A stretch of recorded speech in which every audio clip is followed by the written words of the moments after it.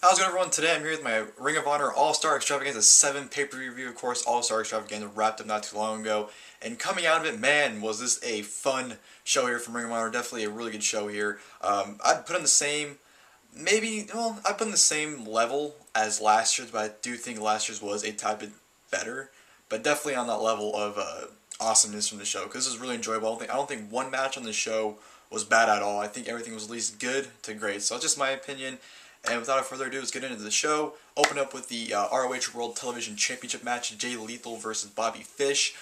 Very solid opening match here, of course. The beginning, was kind of slow because you can tell Lethal was definitely trying to pace himself and trying to conserve his energy for the main event in this match. So the beginning of it was kind of slow. Nothing really too much happened. You had Bobby Fish really trying to lock in the submission holds with like the heel hook or whatever, trying to get Lethal in that submission. So it was pretty much, just not a lot going on in the very beginning of the match, but definitely started picking up, especially once they got into the outside.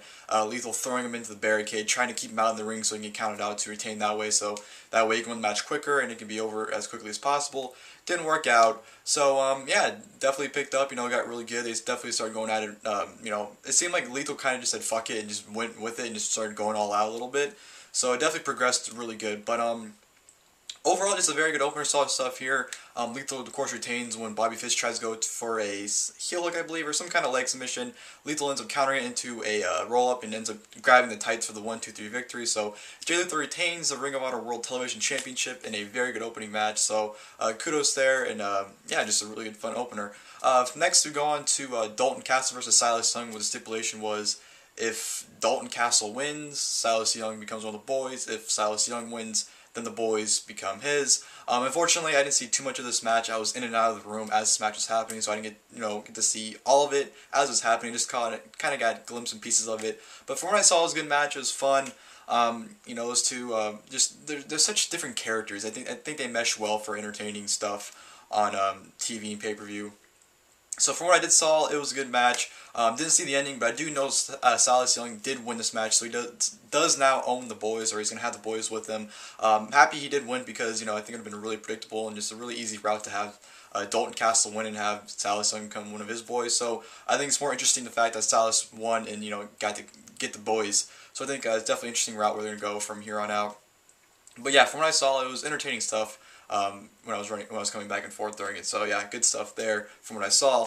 From there on, go to the open challenge from the Briscoes. Of course, the Briscoes coming out, having an open challenge. Any tag team out there that want to face them, they come out. And immediately, the Decade comes out, BJ Whitmore and Adam Page. I'm like, here we go, because I didn't really care to see it. But then they come out, they're in crutches, they're in, bandaged up and whatnot. So they're going on the commentary for the match, which I was happy about because I really didn't want to see the Decade versus the Briscoes, which led into the Romantic Touch coming out and doing his thing, and the Briscoes just throw him out of the ring. And when you saw the Romantic Touch, you pretty much figured 2 and 2, because if you know what the Romantic Touch is, or who plays the majority of the time, you pretty much know where it's leading towards, which led to the return of the All Night Express. ANX comes back to make the return to the Ring of Honor. First time appearance for, as a tag team since Best in the World 2012, I believe. That was the last time we saw him because that's when they won the tag team titles. And then I almost called him Queen. Kenny King quit like a week or two later after that. So good to see ANX back. Never expect them to see back, especially because, when Kenny King left, they pretty much said that they don't want anything to do with him after that. But now he's back. It's pretty cool to see him, especially Red Titus, who, ever since they both left or ANX split, they both really haven't done anything. I know Kenny King with the TNA did his thing there. Red Titus pretty much was just floating, not really doing anything. But good to see him here. Definitely brings him back. Relevancy back to both of them, I think, in my opinion. And definitely fans do want to see him. So I'm really glad ANX is back to put on a solid match here. This match doesn't compare to their previous matches like their Ladder War, their Chicago Street Fights, their matches they had in 2011, which were just absolutely brutal. But this is a fun match here, good little return match from ANX. They worked well. The crowd was really into ANX, and it was a fun match for to see them come back. So overall, good match and a good segment. ANX wins with the One Night Stand, I believe it's called. I forgot what the finisher is called, but I believe it's called One Night Stand. It's been a while since I've seen ANX, so I don't exactly remember everything about them. But yeah, just glad to see ANX back. It's good. Definitely helps out the tag division for ROH. So I'm looking forward to see what they do going forward. So yeah, good stuff there. From there, I'm going to the no disqualification match. Moose versus Cedric Alexander. Holy shit, this was an awesome match. Talk about brutality. Talk about two guys trying to kill each other. That's exactly what they did in this match. They were just going balls to the walls. Moose killing himself, killing Cedric multiple times with a vicious drop kick. He gave him when he was on the second rope. Just absolutely killed Cedric. Just this is how a no disqualification match should be utilized. They took weapons, they took their time, they brutalized each other, they put each other through ladders, tables, used weapons all over the place. I thought this was the perfect way to utilize that no disqualification stipulation. I thought it was just a perfect way for them to, I guess, end their feud. Because just, like I said, it was just really brutal. Moose taking some hellacious bumps, doing a suicide, well, not a suicide dive, but doing a jump over the top rope, a dive over the top rope, I should say, landing through the ladder, pretty much killing himself. Cedric Alexander hitting a coast to coast on Moose, just extremely brutal, and like to the point where you're cringing because it looks so painful. Even Cedric was really selling it how painful it was. He was definitely selling it big time. And of course the wrench tried to come into play, but that didn't work out after Stokely Hathaway got back involved because he got taken out early in the match and ended up getting back involved. And Cedric ended up giving a dropkick to Vito by accident, which led to Moose spearing him through a table that was set up in the corner for the 1-2-3 victory. So Moose finally defeats Cedric Alexander, which was a hellacious, brutal match. This was definitely my favorite match of the show, to be perfectly honest. This was just, I absolutely loved it. I thought it was just a great way for them to absolutely kill each other, and I thought it was awesome. I absolutely loved it. And Moose is just spectacular. Dude's only been wrestling for like a little over a year, and the dude's already amazing. That's just amazing how good he is, for how little he's been in the business. But yeah, awesome match there. Absolutely loved it. And then from there on, we go to the match number 3 of the best of 5 series between Matt Sydal and ACH. Good stuff here. It was definitely a toned down match from what you were seeing throughout the night, because they were just really trying to technical wrestle, which is nothing wrong with that. It's a wrestling show. It should be, wrestling, but definitely, the crowd kind of tuned down a little bit. They were into ACH because it was a hometown advantage, but it was a good match. Nothing really stood out, I thought. Some things that I have complained about was the fact that ACH, Matt Sydal was working on his leg, and there were times where he was selling it, then there was times where he was completely no-selling it, like it was just fine, and then he would sell it, then no-sell it at all. So I thought that was kind of dumb to have him sell, then no-sell, then sell, then no-sell. I didn't like the way he kept balancing that back and forth. And, they screwed up a few times with, when Matt Sydal would go for his leg drop, he'd grab him and put his leg down and go down. I don't know if he did or ACH, but ACH always fell early before he did it, so it kind of looked dumb. They did it twice, so it was kind of dumb for them to keep attempting it, even though they kept failing. But it was a good match for what it was. ACH won with the Midnight Star, or whatever, Midnight Shooting Star, whatever it's called. I completely forgot. But ACH gets to win. Solid match here. It's just nothing noteworthy really came from it, in my opinion. So yeah, good stuff there. From there, we're going to the triple threat match for the ROH World Tag Team Championship. The Addiction versus the Kingdom versus the Young Bucks. This was just, man. Even with the Young Bucks added to this match, it couldn't really save it. It was just like everyone was all over the place. It just wasn't very good. The Kingdom, man, the ending made it even worse in my opinion. I didn't like this match. Plain and simple. I thought it was, for what it was good. For the most part, I did not enjoy it. I didn't think it was good. That good, I should say, as I was hoping.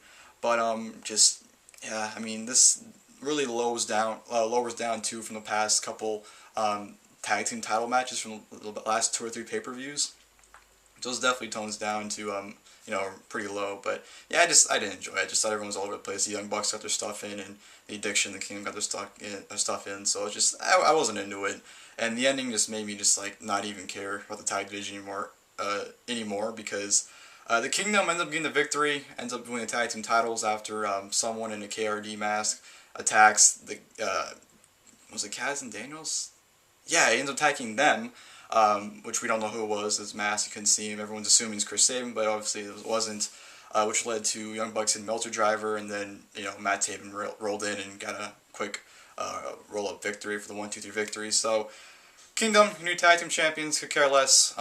Maybe really not really care about the tag division even more, but hopefully with the All Night Express coming back and what happened at the end of the show, we'll get something interesting going down the line. So, just not a fan of the Kingdom, so I didn't really care to see them in the tag team titles, so that was whatever. And then we go into a 4-corner survival #1 contenders match for the ROH World Championship. Roderick Strong versus AJ Styles versus Adam Cole versus Michael Elgin. Sorry, I just got a text message right there. I'm trying to see who it is. Okay, not important. But yeah, this was a fun 4-way here, and it was very fun. Anytime you get, especially those 4 names, I thought it was going to be an awesome match, and absolutely was. They just tore the house down. Everyone just beating the shit out of each other. It wasn't your average 4-way where just 2 guys are going at it, and then, they'll form a partnership, and then somehow there'll be, you know, something happen between the two of them, and they'll start going at it. No, everyone was going after everyone. Anything that moved was getting hit by anyone. That's what made this match so much fun. They're just all going at it. You're getting sick kicks, you're getting freaking pay legs, you're getting Adam Cole, baby, you're getting Big Mike just hitting buckle bombs left and right. Just a very fun four-way, and this is really, really good. You know, Roddy showcasing freaky Roddy strength by just powerhousing people. You know, Big Mike just not suplexing, but fallaway slams for the two guys. Was just an absolutely awesome four-way match. I can't describe how awesome this match was. I really enjoyed it.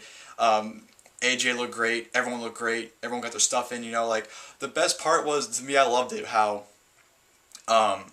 Adam Cole went for the not Panama Sunrise, but Elgin was able to like flip him out when he went to like flip over. Elgin flipped him over. AJ caught him into a Styles clash, but you know, Roddy ended up breaking up with a high knee. So that would have been awesome if Elgin was able to throw him into a Styles clash and Styles hit it. That would have been an awesome spot there, but it didn't happen, unfortunately.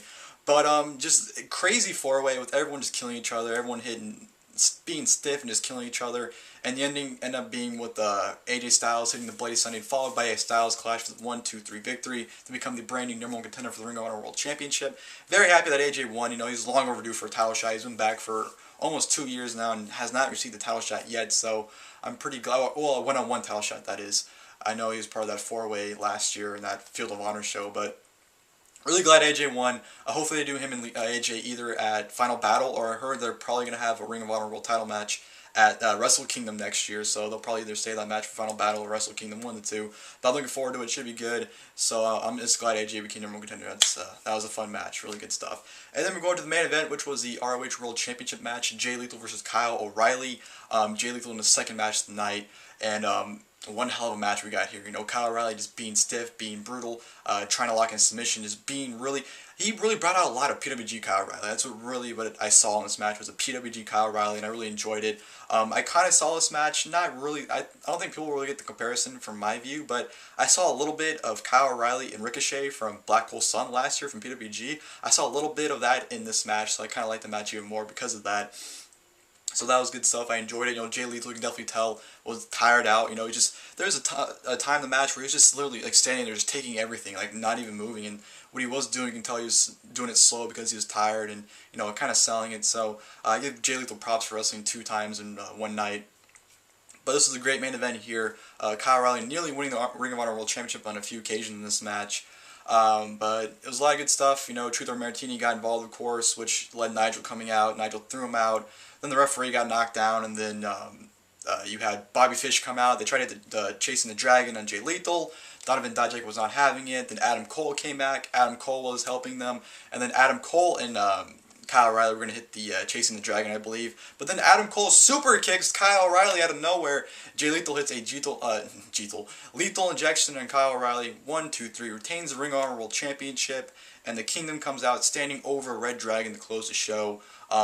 Talking about a sort of a finish, I thought for sure Adam Cole was finished with the Kingdom. I thought he was turning face. I thought he was done for them for sure. But no, he's with the Kingdom still. Everything, I guess, was a plot to trick the Red Dragon or feud with the Red Dragon. I don't know what the deal was, but definitely it was a swerve, and I did not see that coming.